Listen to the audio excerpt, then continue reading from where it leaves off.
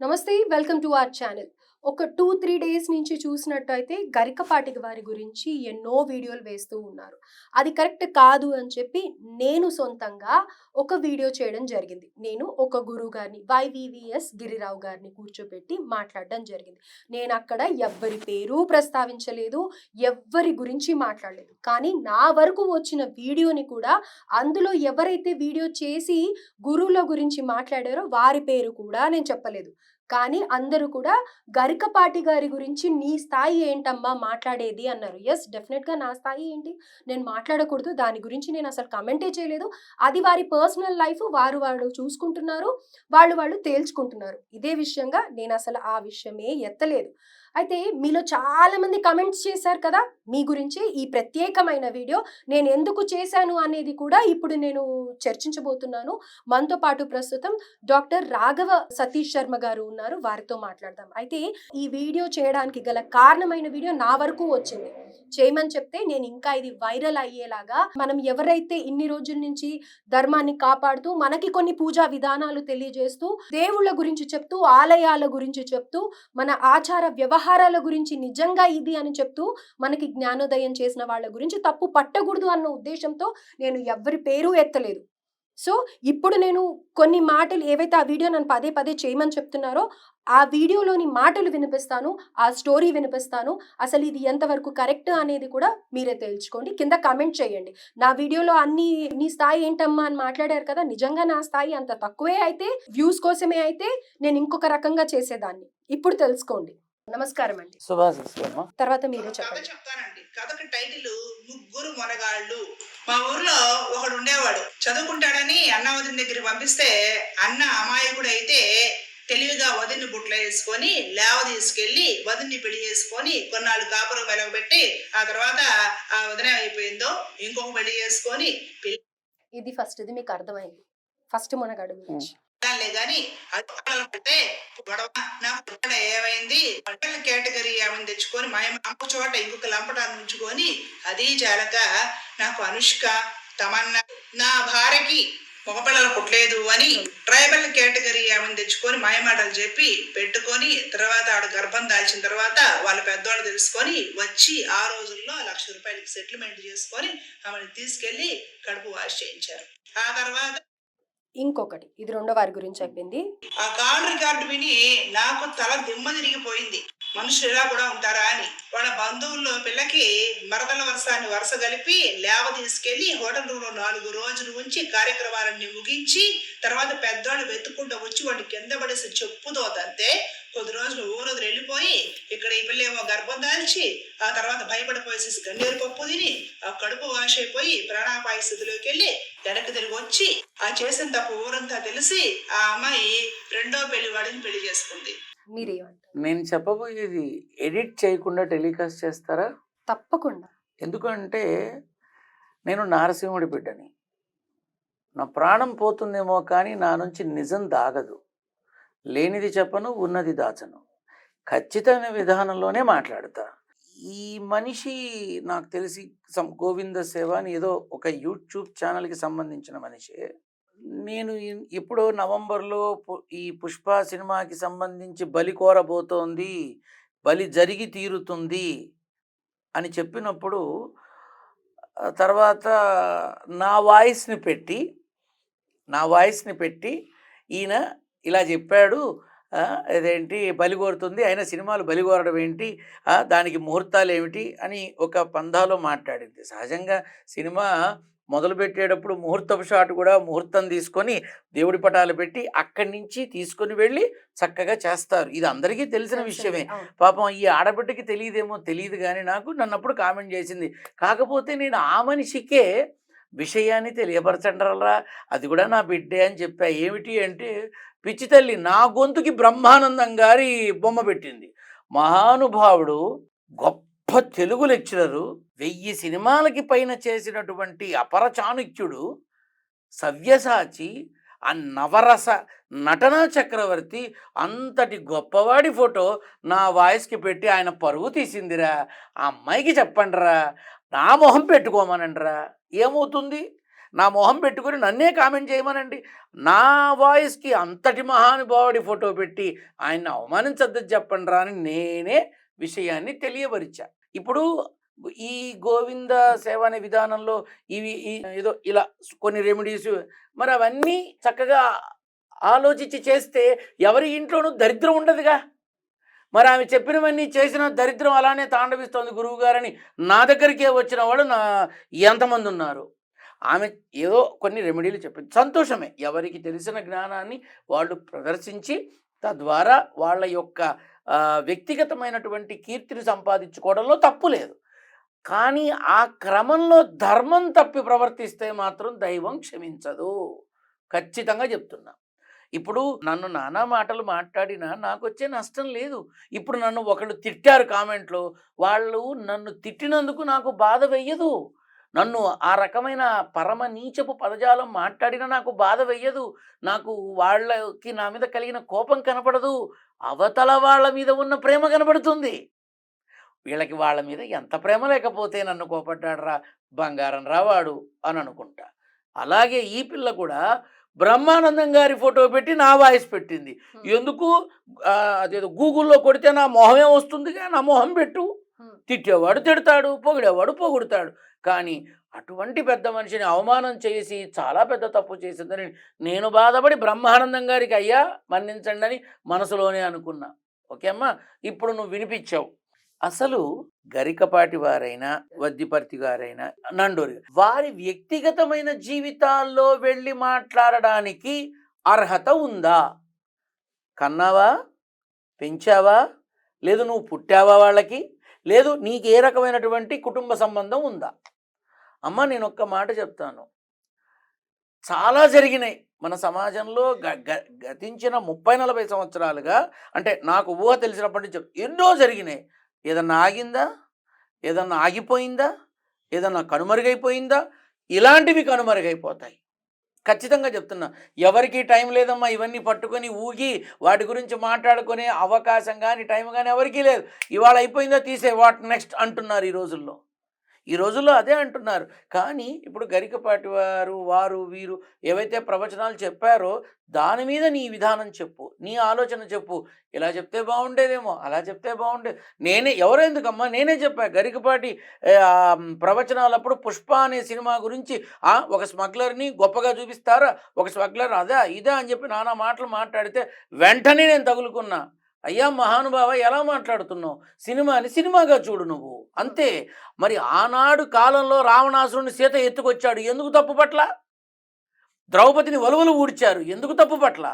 గజదొంగ అనే సినిమాలో మహానుభావుడు ఎన్టీఆర్ బంగారాన్ని దొంగిలించాడు, ఎందుకు తప్పు పట్ల? అక్కినేని నాగేశ్వరరావు గారు తోటరాముడో శభాష్ రాముడో తెలియదు, పేరు సరిగా గుర్తులేదు, దొంగతనాలు చేసి కుటుంబానికి అన్నం పెట్టాడు, ఎందుకు తప్పు పట్ల? ఎందుకు తప్పు పట్టలేదు? నటశేఖరుడు మహా అందగాడు, సూపర్ స్టార్ కృష్ణ మోసగాళ్ళకు మోసగాడు సినిమాలో ఎంత బాగుంటాడో, మరి కౌబాయ్ వేషంలో వెళ్ళి నిధులు కొల్లగొట్టాడు, ఎందుకు తప్పు పట్ల? అవన్నీ ఎందుకమ్మా?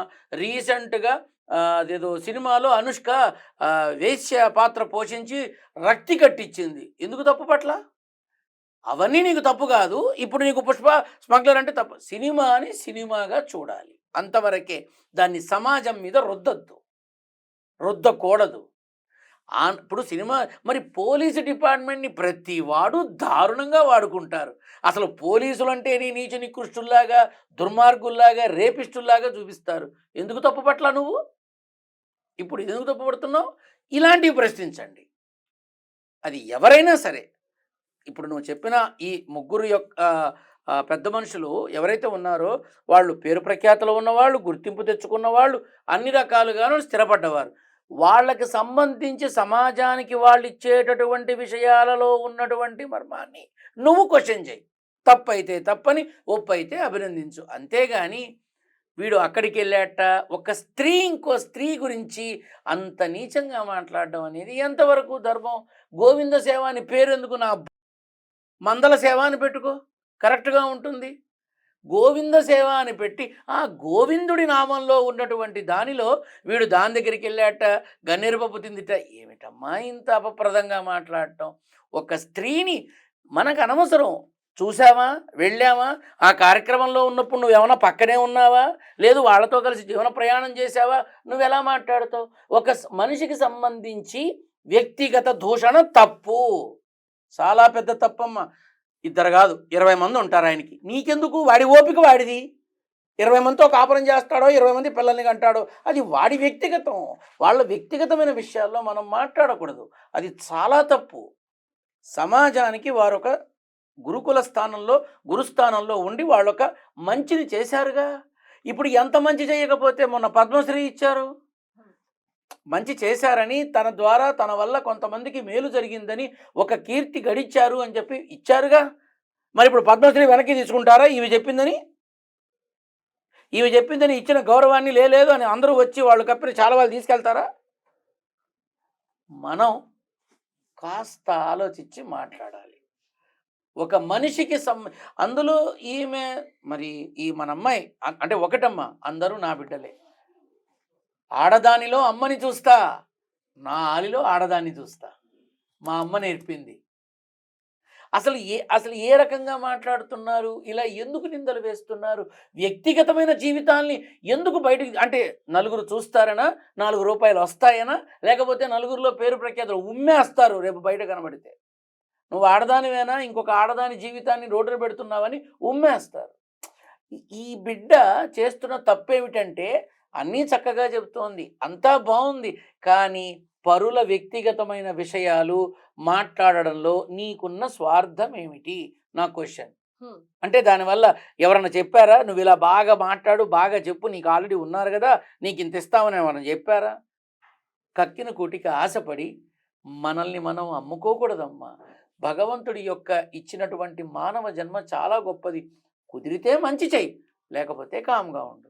అంతేకాని ఇప్పుడు ఇది చెప్పారు కదా, ఇప్పుడు ఈ ముగ్గురు గురించి ఈ రకంగా మాట్లాడారు కదా, పని పాట వదిలేసి అంతా దీని గురించి ఆలోచిస్తారనుకుంటున్నావా? అంత టైం లేదమ్మా ఎవరికి. వాట్ నెక్స్ట్ ఏమొస్తుందని చూస్తారు. అంటే ఇప్పుడు గరికపాటి గారి గురించి కూడా జరుగుతున్న దాన్ని ఏ విధంగా చూడాలి? అమ్మ గరికపాటి గారి గురించి కూడా ఏదో ఈ మధ్య వింటున్నాను. మనకెందుకమ్మా అది? ఇప్పుడు అది వ్యక్తిగతం, అది ఆయన వ్యక్తిగతం. ఆ వ్యక్తిగతంలో ఆయనకి ఎవరన్నా ఉండొచ్చు, మనకెందుకు? అది కొన్నేళ్ల క్రితం జరిగిపోయింది. అది ఎన్నేళ్ల క్రితమైనా సరే మనకు అనవసరం.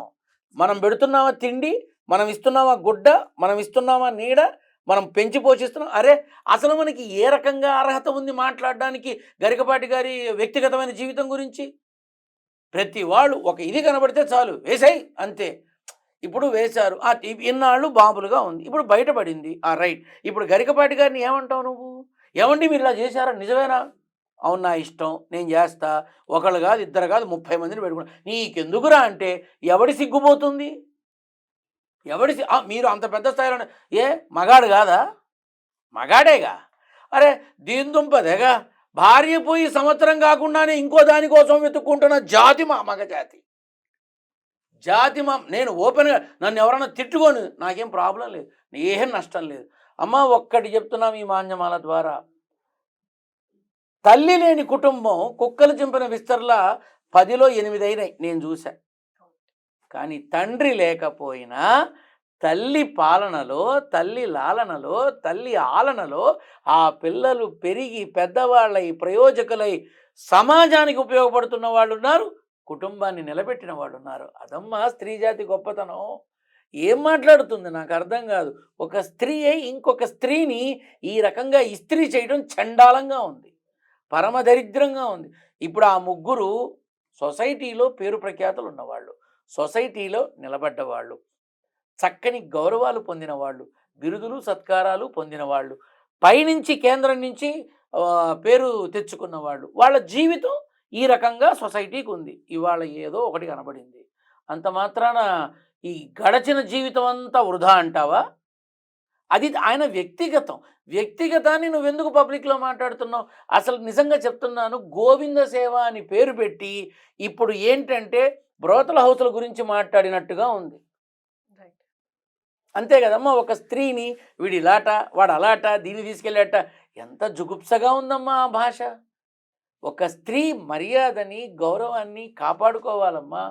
ఆ హైందవ సంఖారావంలో కూడా నేను ఆశపడ్డా, మనమందరం ధర్మరక్షణ పరిరక్షణ కోసం మనమందరం ధర్మరక్షణ సైనికులమయ్యి మన ఆడబిడ్డల్ని మనం కాపాడుకుందాం. సందుకో సైనికుడిగా మారదాం. యావత్ భారతావనిలో ఆంధ్ర తెలుగు రాష్ట్రాల్లో తెలంగాణ రాష్ట్రాల్లో మనమంతా కలిసి మన బిడ్డల్ని కాపాడుకునే ప్రయత్నంలో ప్రతి సందులో ఒక ధర్మ రక్షణ పరిరక్షకుడు రావాలి, వాడు మన ఆడబిడ్డల్ని కాపాడే సైనికుడు కావాలి అని అంటారేమోనని ఆశపడ్డా. ఏమీ లేదు, ఏమీ లేదు. కనీసం కళ్యాణ్ బాబన్న సనాతన ధర్మ పరిరక్షణ సమితి అని పెట్టి అందులో తన అభిమాన దళాన్ని సైనిక దళంగా మార్చి మన కుసుమ కోమలి ఆడపిల్లల్ని కాపాడుకోగలిగితే నేను పోయే లోపల సంతోషిద్దామని కోరుకుంటున్నా. ఈ రకమైనటువంటి భాషతో ఒక మహిళ అయ్యుండి సాటి స్త్రీలని ఇంత జుగుప్సగా మాట్లాడి సమాజానికి గడిచిన ఇన్నేళ్లుగా సేవలు చేస్తూ వచ్చి మర్యాదలు బిరుదులు పొందినటువంటి ఆ ముగ్గురు మహానుభావులని తక్కువ చేసి మాట్లాడిన ఆ స్త్రీని ప్రజలు గౌరవించరమ్మా. వ్యక్తిగత దూషణ వద్దమ్మా. వ్యక్తిగతమైన విధానాల్లో చొరబాటు చెయ్యకూడదు. అది అధర్మం, అది అధర్మం. నేనే అంటున్నా. ఆయన ఓపిక, గరికపాటి ఓపికో ఇంకొక ఆయన ఓపికో వాళ్ళకి లేని బాధ నీకెందుకు? వాళ్ళ జీవితాల్ని బయటకు తీసుకురావడానికి నీకేమర్హత ఉంది? ఇది తప్పమ్మ. మీ మాధ్యమం ద్వారా చెప్పేది ఒక్కటే, మాట్లాడండి, తిట్టండి, నన్ను కూడా అంటారు, ఓకే ఫైన్, పర్వాలేదు, తప్పులేదు. కానీ వ్యక్తిగతమైన నిందారోపణ, వ్యక్తిగత దూషణ అధర్మం. వ్యక్తిగతమైన జీవితాలు సంసారాలు నువ్వు తీసుకొచ్చి పెట్టి మహా అయితే ఓ 10-15 వేల మంది చూస్తారేమో, అంతకు మించి ఏమన్నా ఆస్తి వస్తుందా? గచ్చిబౌలి ఏమన్నా ఫ్లాట్ వస్తుందా? లేదా కొండాపూర్లో ఏమన్నా సైట్ వస్తుందా? ఆ ప్రమాదానికి గురి కాకుండా ఉండాలని నా నారసింహుడిని నేను కోరుకుంటున్నా. రేపు నలుగురు కలిసి నిందిస్తే ఈ బిడ్డ ఆడబిడ్డేగా, నా బిడ్డగానే భావించాగా, తను కూడా బాగుండాలనే కోరుకుంటున్నా. మరొకసారి ఇతరుల వ్యక్తిగత జీవితాలని, వాళ్ళ సంసారాలని, వాళ్ళ బంధాలు అనుబంధాలు ప్రేమల్ని ఇలా రచ్చకిచ్చి దారుణమైన స్థితికి దిగజారకూడదని మనసా వాచ కోరుకుంటున్నాను. అంటే ఇప్పుడు ఈ వీడియో చూసిన వాళ్ళు ఈ వీడియో ఎక్కడుందా అని సెర్చ్ చేస్తారేమో. ఈ వీడియో డిలీట్ చేయడం జరిగిందనమాట. గ్రూప్స్లో చాలా వైరల్ అవుతోంది. దీని గురించి పదే పదే మెసేజ్లు చేస్తున్నారు మాట్లాడమని. కానీ దీని గురించి ఇంకా ఏం మాట్లాడతాం, మనకెందుకు అని గురువుగారు చెప్పినట్టుగానే నేను ఎప్పుడు కూడా దీని గురించి ప్రస్తావించలేదు. పైగా గరికపాటి గారి గురించి కూడా ప్రత్యేకంగా వారి వివాహం గురించి కూడా నేను ఎక్కడా వీడియో చేయలేదు. మీరు గతంలో కూడా నా వీడియో చూసినట్టయితే కనుక దాంట్లో వీరి గురించే మాట్లాడడం ప్రస్తావించడం జరిగింది. ఎవ్వరు ఎక్కువగా దీన్ని స్ప్రెడ్ చేయొద్దు అని చెప్పడం కూడా జరిగింది.